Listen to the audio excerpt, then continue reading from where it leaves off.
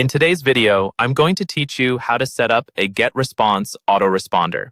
By the end of this walkthrough, you'll have an automated email that goes out to your subscribers exactly when you want it to, without you having to lift a finger each time someone joins your list. First, once you're logged into your Getresponse account, head over to the main menu and look for the Tools section. Inside that, click on Autoresponders. This is where all of your automated follow-up emails will live. On this page, go ahead and click the button that says Create Autoresponder. You'll be asked to enter a name for this autoresponder. This name is just for you, so choose something that makes it easy to recognize later, like Welcome Email Day 0 or Lead Magnet Delivery. Next, let's configure the timing, which is one of the most important parts.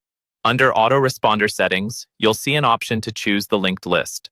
This is the email list where your subscribers are stored, so make sure you select the list that people are actually joining when they sign up on your form or landing page. Below that, you'll see an option that says On Day. If you want this message to go out immediately after someone subscribes, set this to 0. That tells Getresponse to send the email right away on the day they join. If you ever want to create a follow-up for later, you could use Day 1, Day 2, and so on. But for now, we'll keep it at 0. Also, look for the setting that says, Allow the message to be delivered on. Make sure all days of the week are checked so your subscribers get the message no matter what day they sign up. Now it's time to create the actual email your subscribers will receive. Click on Design Message. You'll be taken to a gallery of templates. Browse through and pick a template that fits your style and the purpose of your email. Then click Use Template. This opens the drag and drop builder. Here, you can edit the subject line, add your logo, write your welcome message, and include any links or buttons you want people to click. Take a moment to proofread your content and check that all links work.